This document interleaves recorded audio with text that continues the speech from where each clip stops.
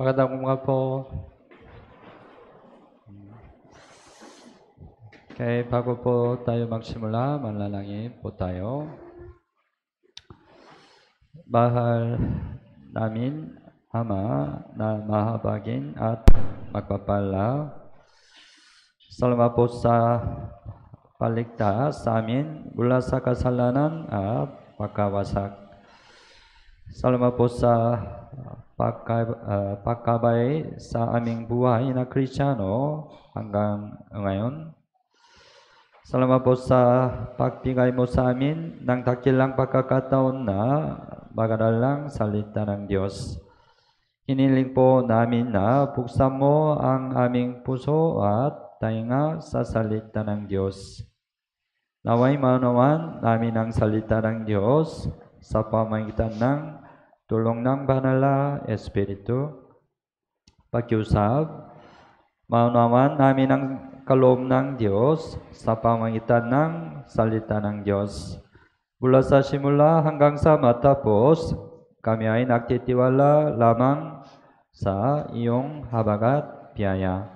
Ito po ang aming dalangin sa pangalan ni Jesus. Amen. Okay, buksan mo ang Biblia, 2 Timothy chapter 1. Ikalawang Timoteo po, chapter 1.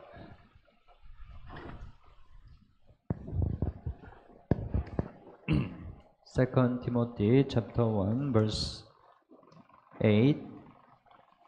Ikalawang Timoteo, chapter 1, verse 8.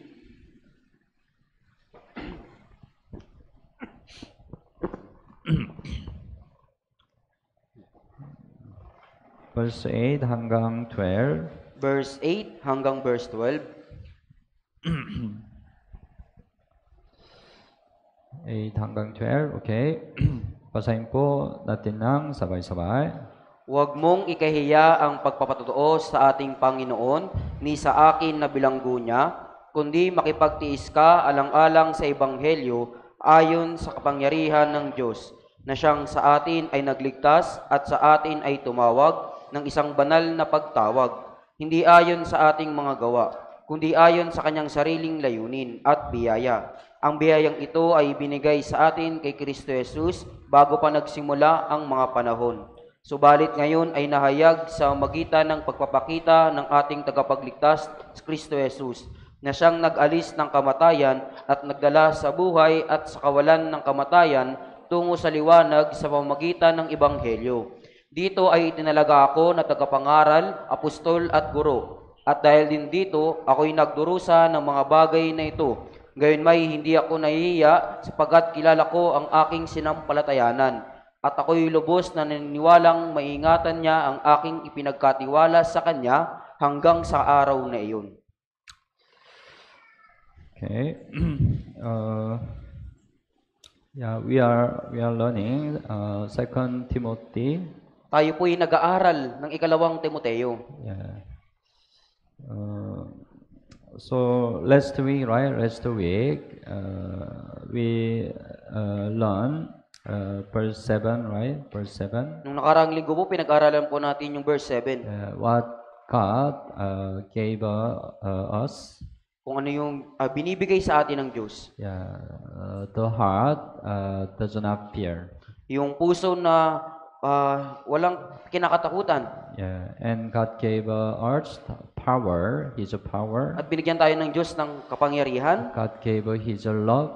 At binigyan niya tayo ng pag-ibig. Yeah, God gave the heart can do self-control. At binigyan tayo ng Diyos ng puso na magawa yung pagpipigil sa sarili. Yeah.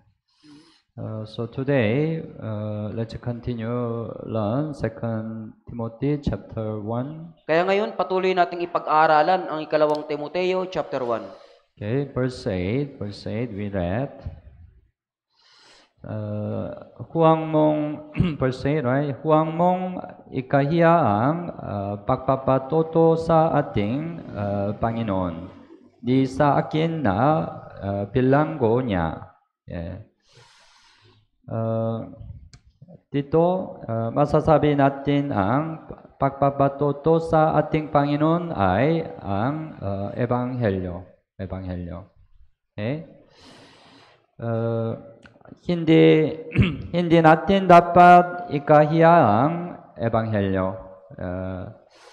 Dahil makukuha natin ang kaligtasan sa pamamagitan ng ebanghelyo. Tama po ba? Ebanghelyo. You check 2 Timothy chapter 1. Markahan niyo po yung ikalawang Timoteo chapter 1. And buksan mo ang Biblia, Roman chapter 1. At buksan natin sa Roma kapitulo 1. Roman chapter 1. Roma kapitulo 1. Verse 16. Versikulo 16. Romans chapter 1, 16. Okay, basahin po natin ng sabay-sabay. Sapagkat hindi ko ikinahihiya ang ebanghelyo, sapagkat ito ang kapangyarihan ng Diyos para sa kaligtasan ng bawat sumasampalataya, unay sa Hudyo at gayon din sa Griego. Yeah. Hindi ko ikinahiya ang ebanghelyo. Yeah. Sapagkat ito ang kapangyarihan ng Diyos para sa kaligtasan ng bawat sumasampalataya. Yeah. We learn, right? Apostle Paul, the Second Timothy was written by Apostle Paul before his death. Di ba po nung nakaraang linggo na pag-aralan natin na yung ikalawang Timoteo po ay isinulat ni Apostol Pablo bago yung kanyang kamatayan. When his death was near. Nung malapit na po ang kanyang kamatayan. Yeah, so it's like the last word of Apostle Paul. Kaya ito po ay gaya po ng huling habilin o huling salita ni Apostol Pablo. That's why Apostle Paul said to Timothy the word that he really want to say. Kaya sinabi po ni Apostol Pablo kay Timoteo ang mga salitang gusto niyang sabihin. Yeah. So the word Paul said to Timothy can be the word that Paul said to us also. Kaya ang mga salitang sinabi ni Apostol Pablo kay Timoteo ay maaaring mga salitang sinasabi din para sa atin. Yeah. So our side, we need to accept this word as our own word.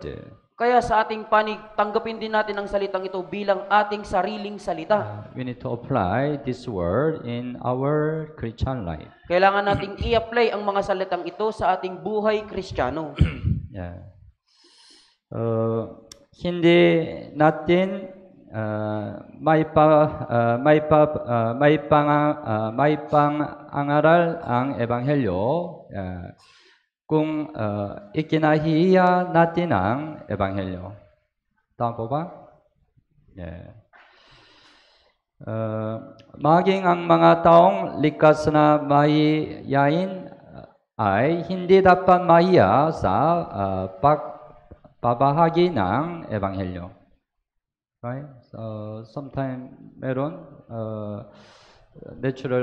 by nature very shy person, right? Di ba po minsan talaga merong sa likas po na mahiyain.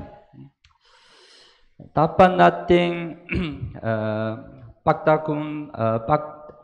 tagumpayan ang ating nakakahiyang personalidad sa tulong ng banal na Espiritu. Naintindihan niyo po? Yeah. Even though you are a shy person, if you rely on the Holy Spirit help you to overcome your shyness. Kaya kahit na ikaw isang mahiyaing tao, kung magtitiwala ka sa Espiritu Santo, mapapagtatagumpayan nito yung iyong pagiging mahiyain. Yeah, so we shouldn't be shy. We shouldn't be shy in the preaching the gospel. Kaya dapat na hindi tayo mahiya o ikahiya po yung ipapangaral ng Ebanghelyo. Even though you are a shy person. Kahit na ikaw isang mahiyaing tao. Masasabing ang kahihiyan sa Ebanghelyo ay pagiging nahihiya sa Panginoon.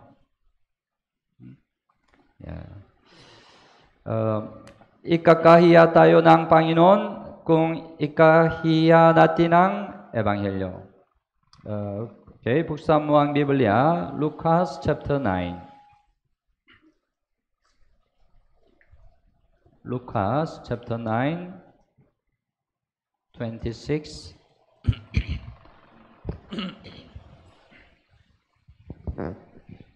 Luke chapter 9, 26. Okay. Basahin po natin ng sabay-sabay. Sapagkat ang sino mang ikahiya ako at ang aking mga salita ay ikahihiya siya ng anak ng tao. Pagdating niya na nasa kanyang kaluwatian at sa katian ng Ama at ng mga banal na anghel. Yeah. Ang sinumang ikahiya ako at ang aking mga salita ay ikahiya siya ng anak ng tao. Yeah. Bakit itinanggi ni Pedro si Jesus? Bakit? Yeah. Dahil nahiya siya kay Jesus sa sandaling iyon. Right?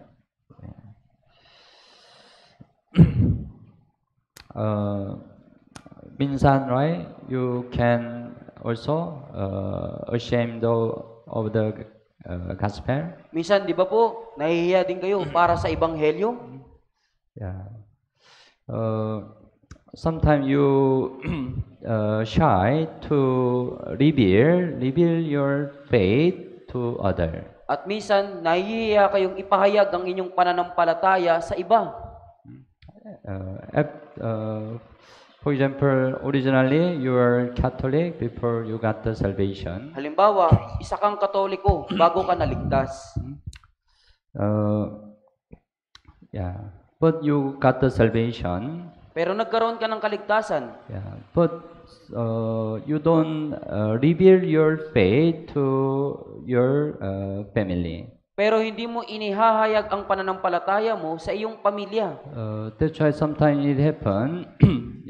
Even your family doesn't know you are really born again. Kaya minsan nangyayari na maging ang pamilya mo, hindi nila nalalaman na ikaw isang born again. Even your family doesn't know you go to our church. Maging ang iyong pamilya, hindi nila nalalamang napupunta ka sa ating church. Because you don't reveal your faith. Dahil hindi mo inihahayag ang pananampalataya mo.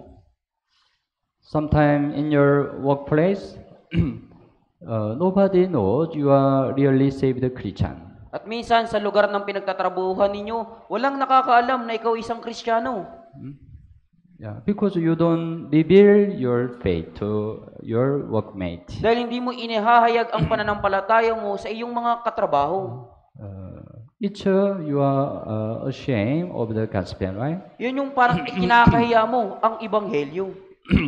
After salvation, right, in church, you always pray to God before meal, right? Di ba? Di ba sa church, pagkatapos na maligtas, kayo po ay laging nanalangin bago kumain. Maybe it's easy you pray before meal in church, right? Marahil mas madaling manalangin po pag nasa loob ng church bago kumain. Because all the brothers and sisters, they pray, right? Dahil lahat ng brother and sisters nananalangin. But do you still pray in your workplace or in your school? Pero nananalangin pa rin ba kayo sa inyong lugar na pinagtatrabuhan at sa inyong mga eskwelahan? Some Christian, they don't pray. May mga Kristiyanong hindi po nananalangin. Because they feel shy. Dahil nakakaramdam sila ng pagkahiya. Oh, if I pray, or my workmate will look at me, focus on me. Dahil kapag nanalangin ako, titingnan ako ng mga kaklase ko, mga kaibigan. That's why I don't pray. Kaya hindi nananalangin. What do you mean? Ano pong ibig sabihin nito? It's ashamed of the gospel, right? Ito po yung ikinakahiya ang ebanghelyo. That's why sometimes it happen, right? Kaya minsan nangyayari po talaga yan, di ba? To avoid it, they pull down something on below the table. Minsan naghuhulog sila ng isang bagay sa ilalim ng table. Then they try to get. At sinusubukan nilang kunin ito. At the moment they pray. Sa sandaling iyon, nananalangin siya. It happen. Nangyayari po yun. It's the same, right? Ganon din po yun. You are shameful. You are ashamed of the gospel. Ikinakahiya mo ang ebanghelyo. If we are ashamed of the gospel, how can preach the gospel. Kung ikinakahiya mong ebanghelyo, paano natin may papangaral ang ebanghelyo? Don't be ashamed of the gospel. Huwag mong ikahiya ang ebanghelyo. Yeah, we have to boast. We have to boast the gospel. Kailangan nating ipagmalaki ang ebanghelyo. Yeah. At huwag mong ikahiya ang pakikiram na dinaranas natin bilang isang Kristiyano. Yeah. Buksan mo ang Biblia, unang Pedro chapter 4, unang Pedro chapter 4, verse 16.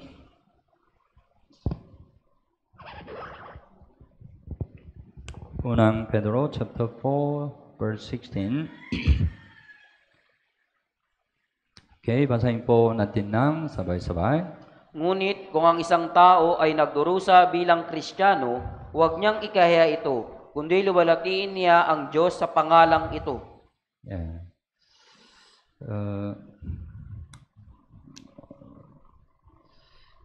Ang pagdurusa bilang isang Kristiyano sa huli ay masasabing paghihirap dahil sa Ebanghelyo. Yeah. Ito ay ganap na hindi kailangan ikahiya. Maring pahintulutan ng Diyos ang maraming paghihirap sa ating buhay Kristiyano para sanayin tayo. Para sanayin tayo. Kaya hindi tayo dapat mahiya dahil sa paghihirap na iyon.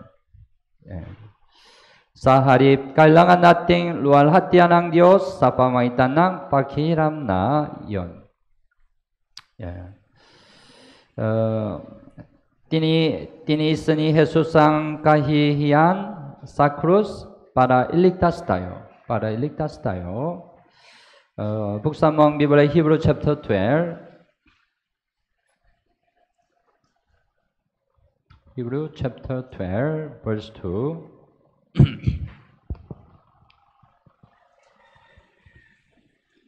Hebrew chapter 12, verse 2.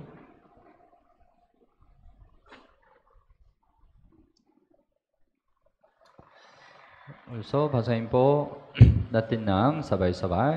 Pagmasdan natin si Jesus na siyang nagtatag at nagpasakdal ng ating pananampalataya, na dahil sa kagalakang inilagay sa kanyang harapan, ay tiniis niya ang krus, hindi inalintana ang kahihiyan, at siya'y umupo sa kanan ng trono ng Diyos. Yeah.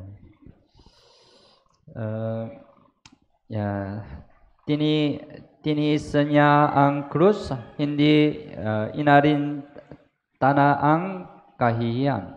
Right? Yeah. Actually, crucifixion was very shameful, right? Sa katunayan po, yung pagkapako sa krus po, ito ay nakakahiya. Because he has to be completely naked, Dahil kailangan niya pong lubos o ganap na hubad. right?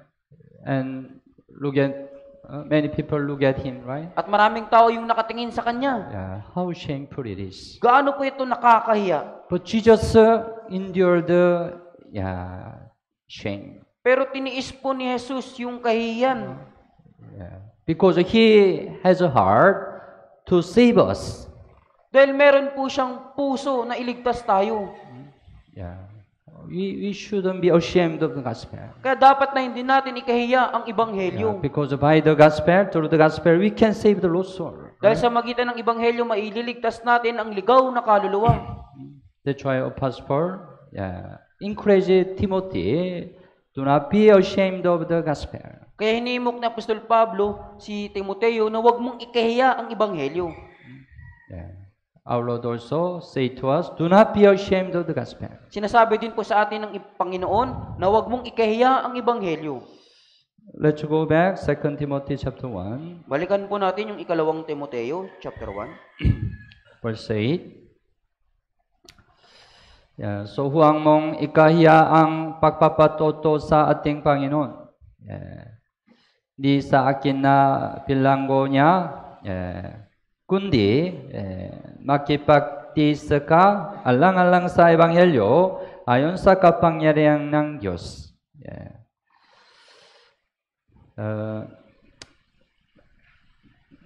Second, pangalawa Timoteo ang huling Biblia na isinulat ni Pablo. Hinikayan ni Pablo si Timoteo na magdusa para sa Ebanghelyo dahil ito ang pinakamahalagang bagay bago siya mamatay. Pinakamahalagang bagay. Right?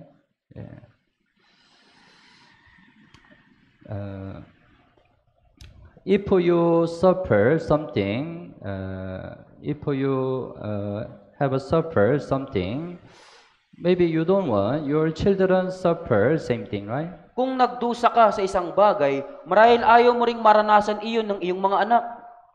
Tama po ba? But Apostle Paul encouraged Timothy. Pero hinimok po ni Apostol Pablo si Timoteo. Timothy, rest of time we learn, right? Timothy was like his son, right? Diba nakaraan pag-aratin na si Timoteo ay parang anak niya. But Timothy encouraged Apostle Paul encouraged Timothy, suffer for the gospel. Suffer. Pero hinimok ni Apostol Pablo si Timoteo na magdusa para sa Ebanghelyo. Dahil ito ang pinakamahalagang bagay. Pinakamahalagang bagay.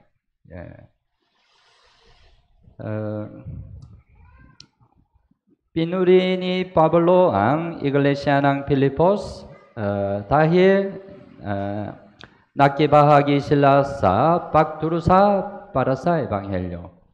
Buksan mo ang Biblia, Philippians chapter 4. Philippians chapter 4, verse 14.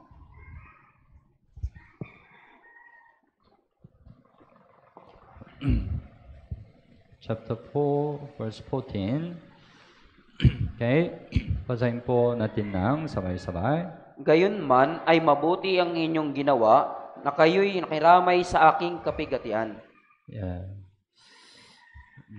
Gayunman ay mabuti ang inyong ginawa na kayo'y nakirami sa aking kapigatian.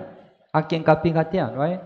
Apostle Paul suffered a lot of oppression because of the gospel. Si Apostol Pablo ay nagdusa ng maraming kapigatian dahil sa Ebanghelyo. But Philippian church, they participate in the suffering with the suffering for the gospel with the Apostle Paul. Pero yung iglesia ng Pilipos po ay nakiramay, nakibahagi para sa pagdurusa ni Apostol Pablo sa Ebanghelyo. How Apostle Paul could boldly say like that? Paano po itong matapang na nasabi ni Apostol Pablo? Dahil si Apostol Pablo ay nagpakita ng magandang halimbawa para sa pagdurusa para sa Ebanghelyo sa pamamagitan ng kanyang buhay. Ginawa niya ang lahat para sa Ebanghelyo. Ginawa niya ang lahat. Buksan mo ang Biblia, unang Korinto chapter 9. Unang Korinto chapter 9, 22 and 23.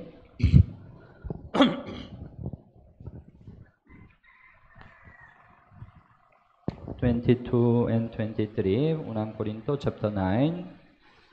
Okay, basahin po natin ng sabay-sabay. Sa mahihina, ako ay naging mahina, upang mahikayat ko ang mahihina. Sa lahat ng mga bagay ay nakibagay ako sa lahat ng mga tao, upang sa lahat ng mga paraan ay makapagligtas ako ng ilan. Ginawa ko ang lahat ng mga bagay dahil sa Ebanghelyo, upang ako'y magkaroon ng bahagi sa mga pagpapala nito. Sinabi ni Apostle Paul, verse 22, sa lahat ng mga bagay ay nakibagay ako sa lahat ng mga tao, upang sa lahat ng mga paraan ay nakapagligtas ako ng ilan. Right? 23, ginawa ko ang lahat ng mga bagay dahil sa Ebanghelyo. Upang mag-evangelize sa ibang tao, dapat kang tumayo sa posisyon ng ibang tao at mag-evangelize. Yeah. Saka mo lang mabubuksan ang pinto sa puso ng ibang tao. Right? When you become their position, you can open their heart. Kapag ikaw ay nasa kanilang kalagayan, mabubuksan mo yung kanilang puso.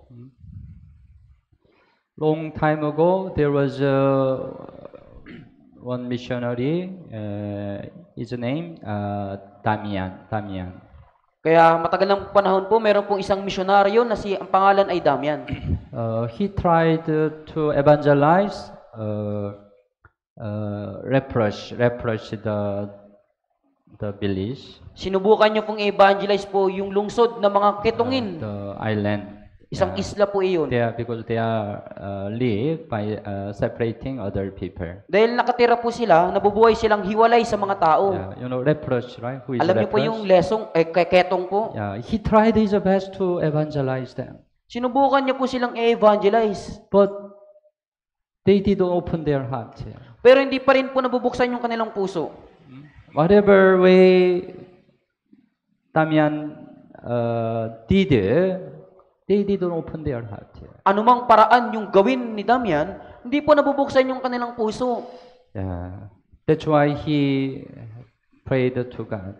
Kaya nga po, nanalangin siya sa Diyos. How can I preach the gospel to them? Paano ko may papangaral ang ebanghelyo sa kanila? Then finally he decided. Pagkatapos sa wakas, nagpasya siya. He decided to become like them. Nagpasya siyang maging kagaya nila. He intentionally, he contact with them and he was infected same disease. Sinadya niya pong mahahawaan at maapektuhan ng parehas na kasakit. He became also leprous. At siya din po ay naging ketungin. After then, he tried to evangelize them. Pagkatapos po nito, sinubukan niyang i-evangelize sila. Then the many leprous, they cry. Pagkatapos maraming mga ketungin po yung umiyak. You became like us. Ikaw ay naging kagaya namin To evangelize us. po upang i-evangelize kami. Finally they opened their heart. Pagkatapos sa wakas, nabuksan yung kanilang puso. Right? It's a real story. Ito po ay tunay na kwento. Apostle, right? He did like that really. Ganon din po talaga yung ginawa ni Apostol Pablo. Sa lahat ng mga bagay ay nakibagay ako sa lahat ng mga tao upang sa lahat ng mga paraan ay nakapagligtas ako ng ilan. Right? He showed the example. Nagpakita po siya ng halimbawa. It was possible. Dahil nagpasya siya sa kanyang puso na mamatay para sa Ebanghelyo. Buksan mo ang Biblia, Gawa chapter 20, Acts chapter 20, Mga Gawa, chapter 20, verse 24.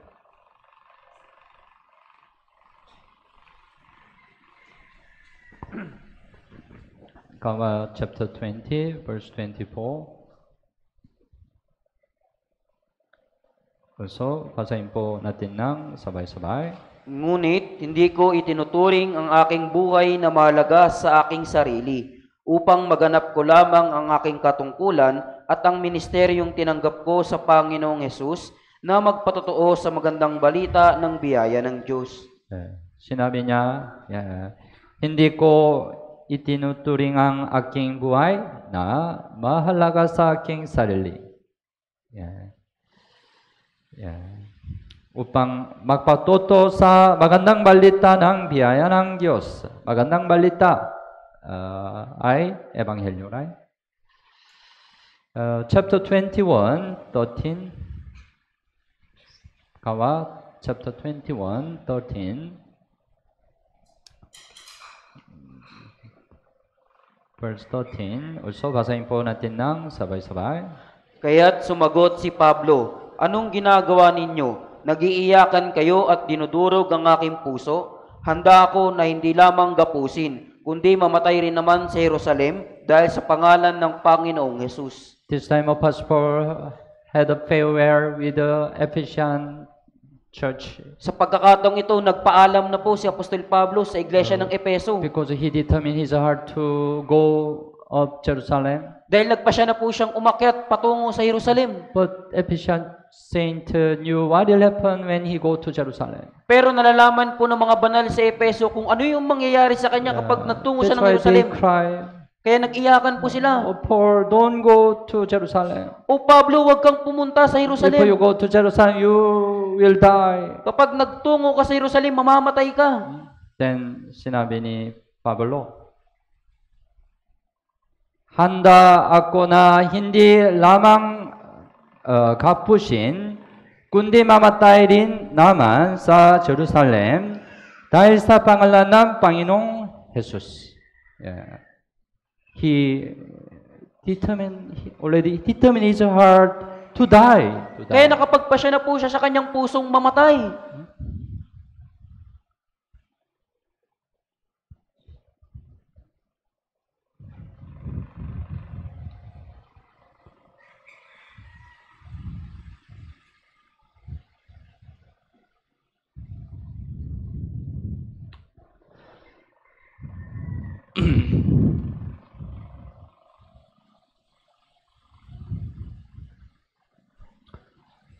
You know why many missionary go to abroad? Alam niyo po ba kung bakit maraming mga misyonaryo yung nagpupunta ng ibang bansa? They go to abroad because they also determine their heart to die. Nagpupunta rin sila ng ibang bansa dahil nagpasya silang mamatay.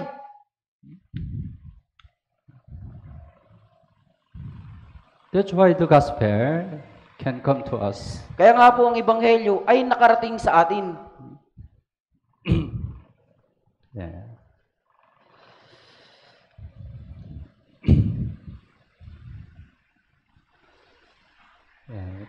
Talagang nagdusa si Pablo para sa Ebanghelyo. Tumanggap siya ng matinding pag-usik. Matinding pag-usik.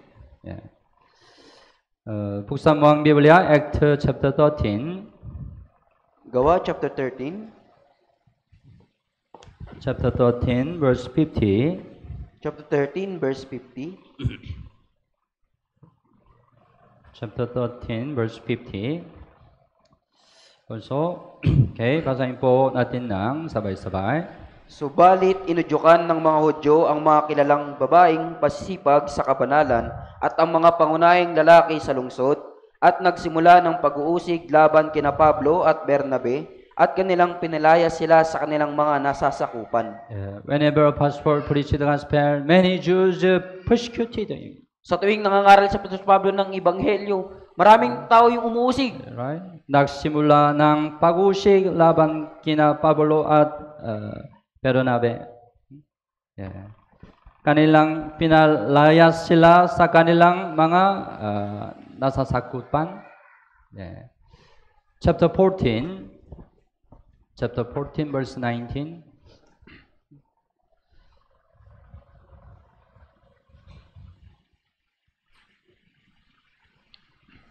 Also, basahin po natin ng sabay-sabay. Ngunit dumating doon ang mga Hudyong buhat sa Antioquia at Iconio, at nang mahikayat nila ang maraming tao, kanilang pinagbabato si Pablo at kanilang kinalagkat siya sa labas ng lungsod na inaakalang siya'y patay na. Kanilang pinagbabato si Pablo, right? Inaakalang siya'y patay na, right? Buksan mo ang Biblia, 16, chapter 16 also. 16, verse 22 hanggang 24. Chapter 16, verse 22 hanggang 24. Okay, basahin po natin ng sabay-sabay. Ang maraming tao ay sama-samang tumindig laban sa kanila at pinunit na mga hukom ang mga damit ni na Pablo at Silas at ipinag-utos na hagupitin sila. Nang sila'y mahagupit na nila ng maraming ulit, tinapon sila sa bilangguan at pinagbilinan ang tanod ng bilangguan na sila'y bantayang mabuti.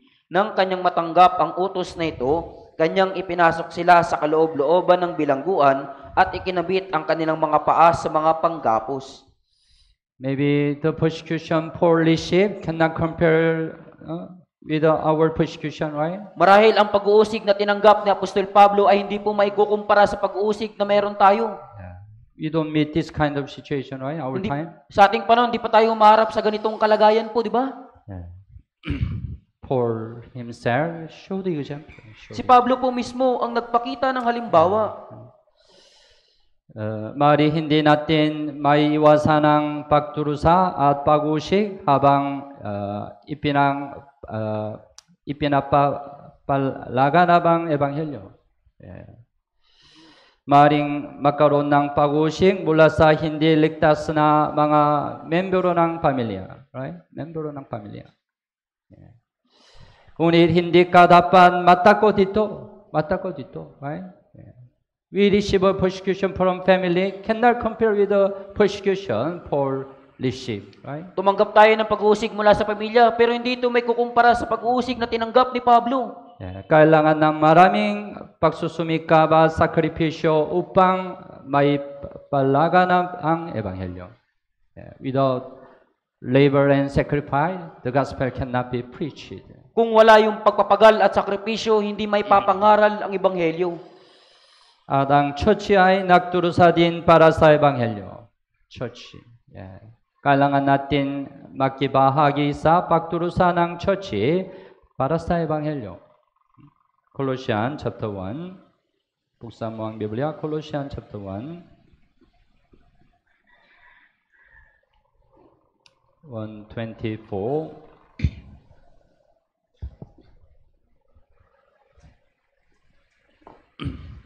Colossians chapter 1, 24. So, basahin po natin ng sabay-sabay. Ngayoy nagagalak ako sa aking mga pagtitiis alang-alang sa inyo at sa aking laman ay pinupunan ko ang kakulangan sa mga paghihirap ni Kristo alang-alang sa kanyang katawan na siyang iglesia. Church, right? Suffer for the gospel. Ang church po ay nagdurusa sa Ebanghelyo.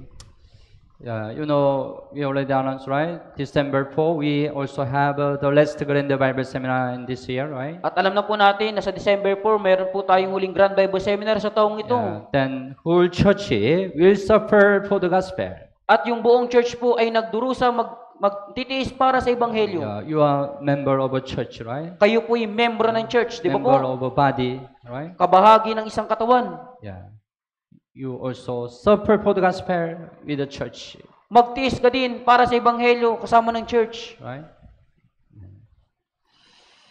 So, maybe the key word, key point word in 2 Timothy is suffer for the gospel.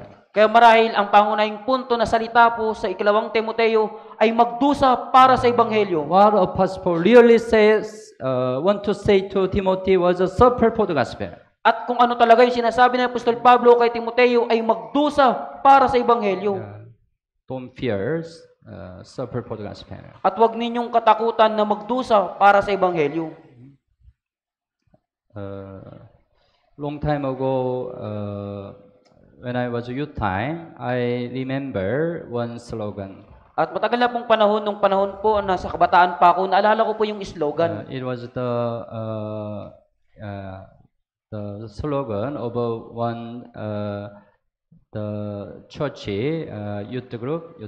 Ito po yung slogan sa isa sa mga church po ng youth group. Suffer youth. Suffer for the gospel, voluntary. Magdusa yung kabataan, magdusa para sa Ebanghelyo ng kusang loob. Voluntaryo.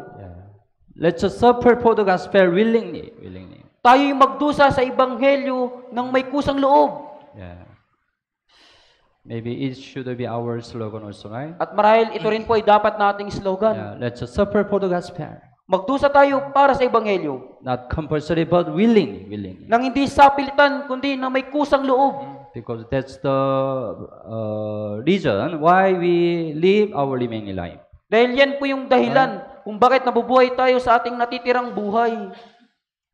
Okay, let's go back 2 Timothy chapter 1, Kalawang Timoteo chapter 1. verse 9. Verse 9. Okay, basahin po natin ng sabay-sabay. Na siyang sa atin ay nagligtas at sa atin ay tumawag ng isang banal na pagtawag, hindi ayon sa ating mga gawa, kundi ayon sa kanyang sariling layunin at biyaya. Ang biyayang ito ay binigay sa atin kay Kristo Jesus bago pa nagsimula ang mga panahon. Sa atin ay tumawag ng isang banal na pagtawag. Isang banal na pagtawag, right? Isang banal na pagtawag. Pag-isipan natin. Nang tayo ay maligtas, tinawag tayo ng Diyos. Tinawag tayo ng Diyos. So, bali, ito ay banal na pagkatawag. Banal na pagkatawag. Tama? Ito ang ating pagpapakabanal. Pagpapakabanal. Kailangan nating tuparin ang kabanalan sa ating buhay Kristiyano. Buksan mo ang Biblia, unang Thessalonian chapter 4. Unang Tesalonica chapter 4. Chapter 4, verse 7. Chapter 4, verse 7. Unang Thessalonica chapter 4, verse 7, basahin po natin ng sabay-sabay. Sapagkat hindi tayo tinawag ng Diyos para sa karumihan, kundi sa kabanalan. Hindi tayo tinawag ng Diyos para sa karumihan, right? Kundi sa kabanalan. Kabanalan. Verse 3 also, verse 3, basahin po natin ng sabay-sabay. Sapagkat ito ang kalooban ng Diyos, ang inyong pagpapakabanal, na kayo'y umiwas sa pakikiapid. Ito ang kalooban ng Diyos, ang inyong pagpapakabanal. Matapos tayong maligtas, kahit na tayo ay gumawa ng mga kasalanan ulit, hindi na tayo muling mapupunta sa impyerno. Tama po ba? Sigurado? Right? If you are not sure, you check your faith again. Kung hindi ka po sigurado, suriin mo ulit yung pananampalataya mo. Pero hindi ibig sabihin na okay na ipagpatuloy pa rin natin ang kasalanan. Tama po ba?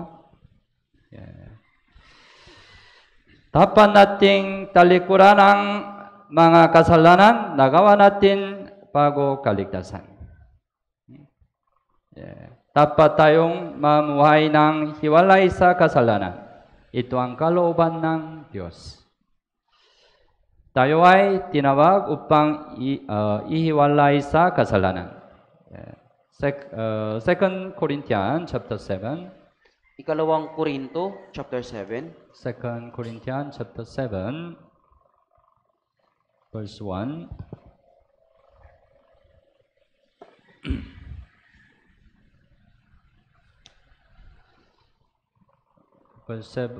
Chapter 7, verse 1 also, basahin po natin ng sabay-sabay. Mga minamahal, yamang taglay natin ang mga pangakong ito, linisin natin ang ating mga sarili mula sa bawat karumihan ng laman at espiritu, na ginagawang sakdal ang kabanalan sa pagkatakot sa Diyos.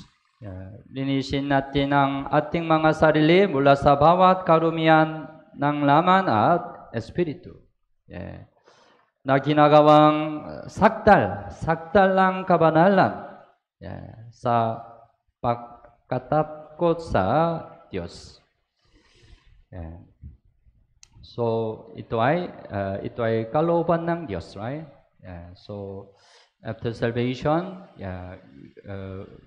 we have to keep in mind we are called for the holiness.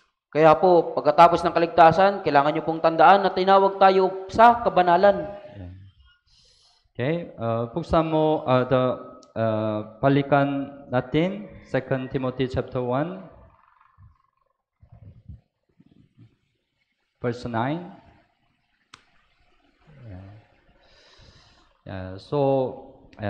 Hindi ayon sa ating mga gawa, right? Hindi ayon sa ating mga gawa, kundi ayon sa kanyang sariling layunin at biyaya. Makakamit natin ang kaligtasan sa pamamagitan ng biyaya, hindi sa pamamagitan ng mga gawa. Yeah. We remind it, Ephesians chapter 2. Efeso chapter 2. Ephesians chapter 2, verse 8 and verse 9.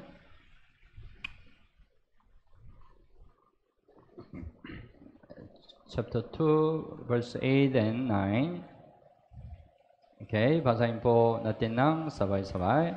Sapagkat sa biyaya kayo'y naligtas sa pamamagitan ng pananampalataya, at ito'y hindi sa pamamagitan ng inyong sarili, ito'y kaloob ng Diyos, hindi sa pamamagitan ng mga gawa, upang ang sinuman ay huwag magmalaki.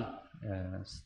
Verse 8, right? Sapagkat sa biyaya kayo'y naligtas sa pamamagitan ng pananampalataya. Sa biyaya. Yeah. Ito'y hindi sa pamamagitan ng inyong sarili. Yeah. Verse 9, hindi sa pamamagitan ng mga gawa. Yeah. Especially the one who were grown in Catholic, they really rely on their good deeds to go to heaven. Lalong-lalo na po, yung mga lumaki talaga sa Katoliko po, talagang nagtitiwala po sila sa paggawa ng mabuti upang makapasok sa langit. Yeah. That's why to them, we need to explain this verse. Kaya para sa kanila, ipaliwanag po natin yung verse na ito. Yeah, they cannot be saved by their works. Na hindi sila maaaring maligtas sa magitan ng kanilang mga gawa. Let's check one more verse, Tito chapter 3. Sa Tito, chapter 3. Chapter 3, verse 5. Chapter 3, verse 5.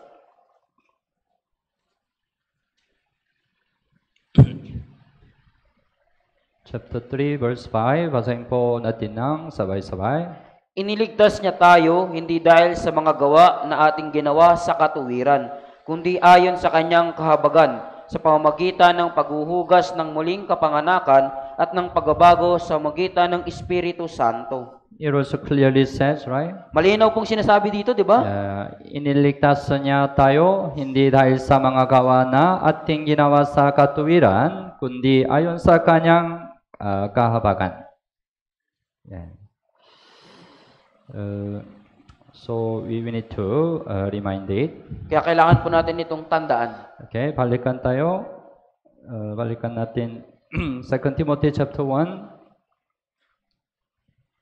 verse 10. Verse 10. Also, basahin po natin ng sabay-sabay. Subalit ngayon ay nahayag sa pamamagitan ng pagpapakita ng ating tagapagligtas na si Kristo Jesus, na siyang nag-alis ng kamatayan at nagdala sa buhay at sa kawalan ng kamatayan tungo sa liwanag sa pamamagitan ng Ebanghelyo. Yeah, si Kristo Jesus na siyang nag-alis ng kamatayan. Yeah, nag-alis ng kamatayan. Right? Yeah. Buksan mo ang Biblia, Hebrew chapter 2, verse 14. Hebrew chapter 2, verse 14 and 15. Hebrew chapter 2, 14 and 15. Okay, basahin po natin ng sabay-sabay.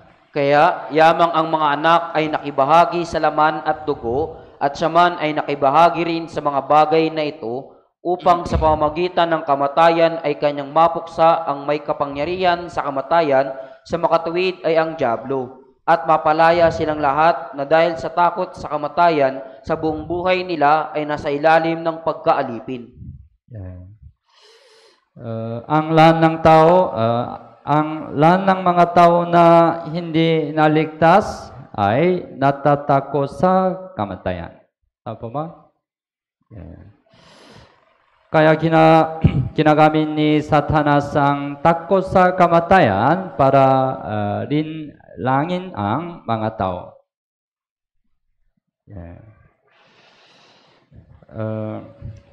Nalampasan na ng Kristiyano ang kamatayan dahil muling mabubuhay ang Kristiyano balang araw. Buksan mo ang Biblia, 2 Corinthians chapter 15. Ikalawang Korinto, chapter 15. 1 Corinthians chapter 15, sorry. Sorry po, unang Korinto, chapter 15. Chapter 15, verse 55. Verse 55. Unang Korinto chapter 15, verse 55. Basahin po natin ng sabay-sabay. O kamatayan, nasaan ng iyong pagtatagumpay? O kamatayan, nasaan ng iyong tibo? O kamatayan, nasaan ang iyong pagtatagumpay?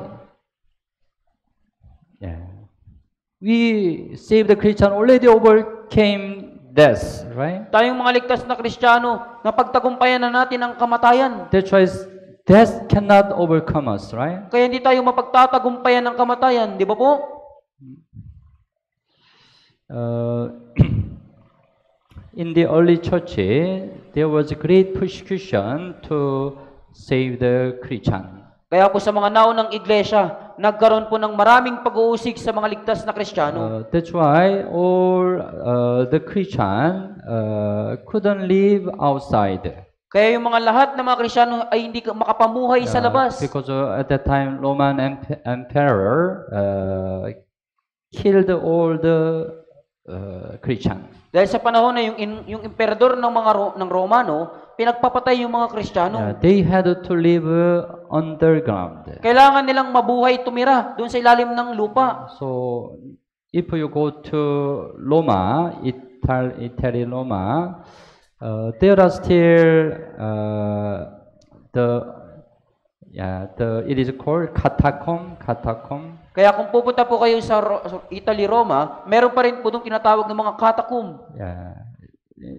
Under the Roma city of Rome, meron catacomb. Very big place. Sa ilalim ng syudad ng Roma po, meron pong catacomb po doon, napakarami. Because save the Christian lived under the ground. Dahil yung mga ligtas na Kristiyano doon po tumira sa ilalim ng lupa. But sometimes they had to go out to get the food, right? Kaya minsan kailangan nilang lumabas upang makakuha ng pagkain. That's why at any time they can die. Kaya sa anumang oras ay maaari silang mamatay. If they are caught by Roman sundalo, they could die. Kung mahuli sila ng Romanong sandalo, sila ay papatayin. Right? So there was the danger of death. Always. Kaya meron pong panganib ng kamatayan. Then, Palagi. in early church, the Christian in catacomb, they put this word there. At sa mga naunang iglesia, sa catacomb po, ilalagay nila yung mga salitang ito. Every place in the cave, right? They put this word. Sa bawat kuweba, sa bawat lugar po doon, ilalagay nila yung ganitong salita. Kamatayan, o kamatayan, nasaan ang iyong pagtatagumpay? Right? They are comforted. Kaya sila po'y naaaliw. Right? They didn't fear the death, right? Hindi sila natatakot sa kamatayan. Because they already overcame death. Dahil napagtagumpayan na nila ang kamatayan. Ang physical na kamatayan ay hindi kamatayang walang hanggan. Ngunit ito ay pintuan upang makapasok sa buhay na walang hanggang sa Kristiyano. Tama po ba? Sinabi ni Jesus, Juan chapter 11, Juan chapter 11,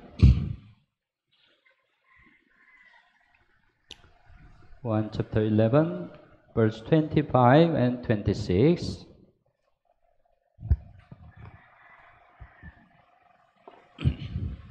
Juan chapter 11, 25 and 26. Okay, basahin po natin ng sabay-sabay. Sinabi sa kanya ni Jesus, Ako ang muling pagkabuhay at ang buhay. Ang sumasampalataya sa akin, bagamat siya'y mamamatay, ay mabubuhay. Ang bawat nabubuhay at sumasampalataya sa akin ay hindi mamamatay magpakailanman. Pinaniniwalaan mo ba ito? Sinabi ni Jesus, right? Ako ang muling pagkabuhay at ang buhay. Right? When we get to salvation, we already received Jesus. Nung magkaroon tayo ng kaligtasan, tinanggap na po natin si Jesus. Yeah, that's why we also can be resurrected, right? Kaya tayo din po ay muling mabubuhay, di ba po? Yeah, that's why it's possible. Kaya posible po ito. Yeah, ang sumasampalataya sa akin, bagamat siya ay mamatay, ay mabubuhay. Mabubuhay. Dahil sa meron pagkabuhay na muling pagkabuhay, meron muling pagkabuhay. Yeah. 26, at ang bawat nabubuhay at sumasampalataya sa akin ay hindi mamatay magpakailanman. Yeah, because we already get the eternal life. Dahil nagkaroon na po tayo ng buhay na walang hanggan. That's why we don't need to fear physical death, right? Kaya hindi natin kailangang katakutan ang pisikal na kamatayan. We already overcame death Napagtagumpayan na natin ang kamatayan through Jesus Christ. sa pamamagitan ni Jesucristo. We will be resurrected. At tayo ay muling mabubuhay. Okay, let's go back 2 Timothy chapter 1, verse 11 and 12. 11 and 12. Also, basahin po natin ng sabay-sabay. Dito ay itinalaga ako na tagapangaral, apostol at guro. At dahil din dito, ako'y nagdurusa ng mga bagay na ito. Gayunmay, hindi ako nahihiya sapagkat kilala ko ang aking sinampalatayanan. At ako'y lubos na naniniwalang maingatan niya ang aking ipinagkatiwala sa kanya hanggang sa araw na iyon. Yeah. Si Pablo ay dumanas ng matinding paghihirap dahil sa Ebanghelyo. Siya ay nabilanggo dahil sa Ebanghelyo. Ngunit hindi niya ito ikinahiya. Ang dahilan kung bakit hindi siya nahiya. Dahil alam ni Pablo kung sino ang kanyang sinasampalatayanan. Right? Alam ni Pablo kung sino ang kanyang sinasampalatayanan. Right? Verse 12, right? Kilala ko ang aking sinampalatayanan. Sumampalataya siya sa Diyos na makapangyarihan, mapangmahal at tapat.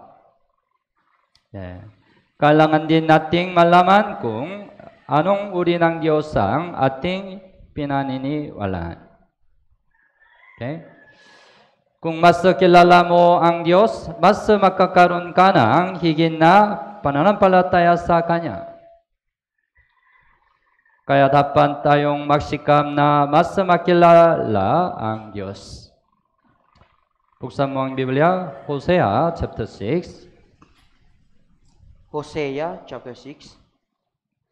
Hosea chapter 6, verse 3. Hosea chapter 6 verse 3.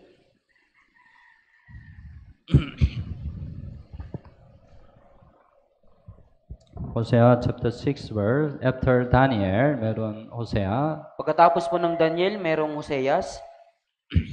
Page 1332. Hosea chapter 6 verse 3. Basahin po natin ng sabay-sabay. At ating kilalanin, tayo'y magpatuloy upang makilala ang Panginoon. Ang kanyang paglabas ay kasintiyak ng bukang liwayway, at siya'y paparito sa atin na parang ulan, tulad ng ulan sa tagsibol na dumidilig sa lupa. Tayo'y magpatuloy upang makilala ang Panginoon. After salvation, we have to more endeavor to know God. Pagkatapos ng kaligtasan, kailangan ating pagsikapang higit na makilala pang Panginoon. Because God wants it. Dahil ito po yung gusto ng Diyos. Verse 6, Hosea chapter 6, verse 6. Also, basahin po natin ng sabay-sabay. Sapagkat nalulugod ako sa katapatan kaysa alay, ng pagkakilala sa Diyos kaysa mga handog na sinusunog. Ng pagkakilala sa Diyos kaysa mga handog na sinusunog. Right? So even though we sacrifice ourselves, but if we don't know God, it's not the will of God. Kaya kahit na isakripisyo natin yung ating buhay, kung hindi naman natin kilala ang Diyos, hindi po ito yung kalooban ng Diyos. We have to know God more. Kaya nating higit na makilala ang Diyos. As much as we know God, we can have more faith. Hanggat sa mas kilala natin ang Panginoon, magkakaroon tayo ng pananampalataya. But Apostle Paul had a faith about God. Pero sa Apostol Pablo, mayroong pananampalataya tungkol sa Diyos.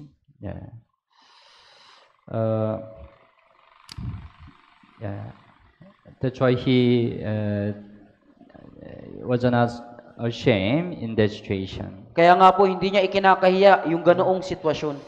At dahil nanampalataya si Pablo na iingatan siya ng Diyos hanggang sa wakas. That's why he was not ashamed. Kaya nga po, hindi niya ito ikinahiya. 2 Timothy chapter 1, verse 12, pabalik. Ako'y lubos na naniniwalang maiingatan niya ang aking ipinakatiwala sa kanya hanggang sa araw na iyon. Kahangahangang biyaya na mayroon tayong Diyos na nagpapanatili sa atin hanggang sa wakas. Right? Buksan mo ang Biblia, Romans chapter 8.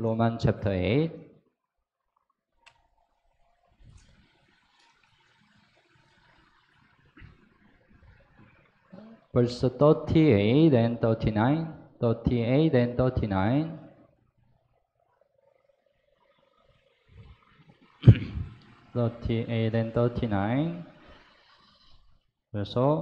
Okay, basahin po natin ng sabay-sabay.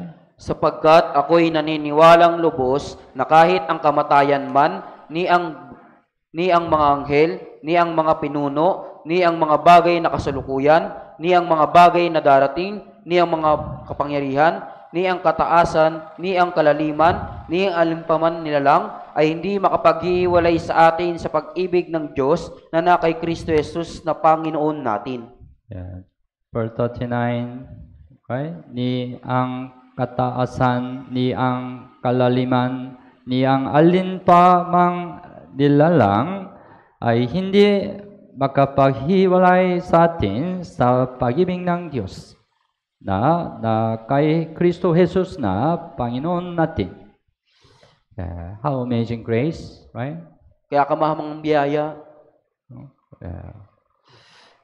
We already belongs to God's love. Na tayo ay nabibilang na sa pag-ibig ng Diyos. Nobody separate us from God's love. Kaya walang sino man o anumang bagay makapaghiwalay sa atin sa pag-ibig ng Diyos. He will keep us until the end. Siya yung mag-iingat sa atin hanggang sa katapusan. Paul had this faith. At si Pablo ay mayroong ganitong pananampalataya. We also have this faith, right? Meron din tayong ganitong pananampalataya po, di ba?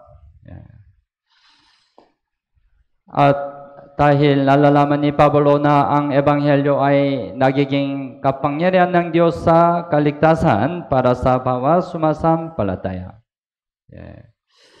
2 Timothy chapter 1, 12, verse 12. Ang aking ipinagkatiwala sa Kanya. Ano ang ating ipinagkatiwala sa Kanya? Ito ay din Ebanghelyo.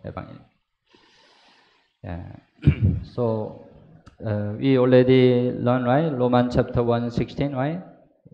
Ang Ebanghelyo, sapagkat ito ang hindi ko ikinahiya ang Ebanghelyo, sapagkat ito ang kapangyarihang Diyos para sa kaligtasan ng bawat sumasampalataya.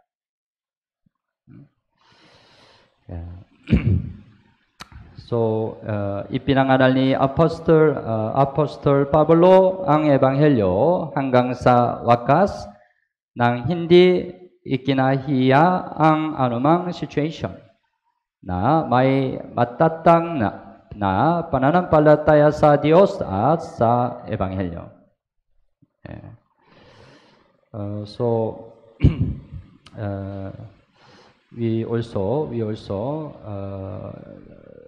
need to suffer for the gospel. Tayo din po ay kailangang magdusa para sa Ebanghelyo. Especially for the coming the last Grand Bible Seminar. Lalong-lalo na sa paparating na huling Grand Bible Seminar. It's a great chance we can practice what we learn today. Ito yung dakilang pagkakataon na maisagawa natin kung ano yung natutunan natin ngayong araw. Let's suffer for the gospel. Magdusa tayo para sa Ebanghelyo. And let's save many lost souls. At magligtas tayo ng maraming ligaw na kaluluwa. Okay? Manalangin po tayo. Mahal naming Ama na mahabagin at magpapala. Salamat po sa pagligtas sa amin mula sa kasalanan at pagkawasak. Salamat po sa pagbigay mo sa amin ng dakilang pagkakataon na mag-aralang salita ng Diyos. Salamat po, pagpapaunawa ang kalooban ng Diyos sa pamamagitan ng salita ng Diyos. Hiniling po namin na sundin namin ang salitang natutunan namin ngayon. Pakiusap, panatilihin at kabayan kami hanggang sa muling dumating ang Panginoon. Ito po ang aming dalangin sa pangalan ni Jesus. Amen.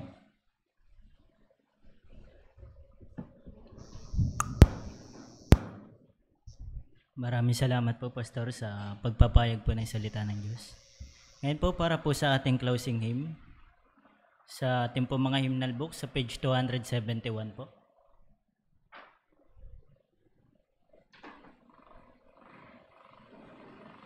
Page 271.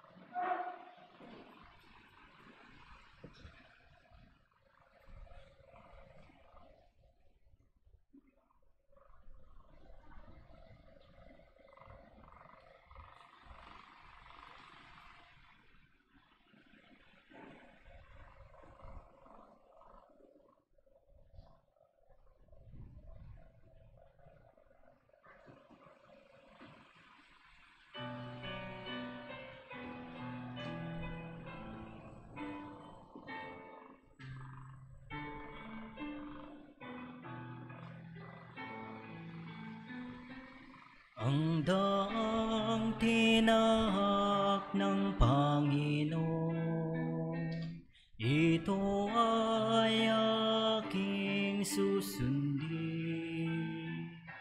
Sa daang dumanak ang dugo't tubig, ito ay aking susundin. Mabato man ang bundok, ako'y tutuloy.